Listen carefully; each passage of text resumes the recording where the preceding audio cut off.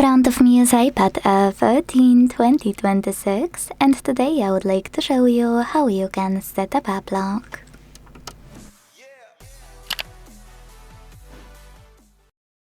First of all, decide which apps you wanna lock and hold one of them, like photos.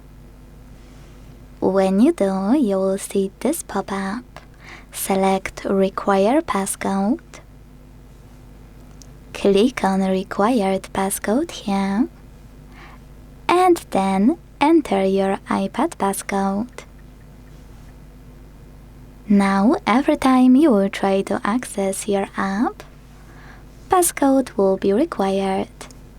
You can do that with any other one the same way.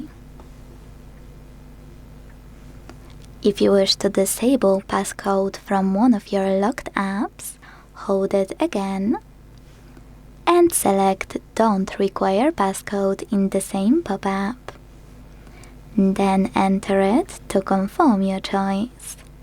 Thanks so much for watching. If you enjoyed this video, leave a like, comment and subscribe. Bye!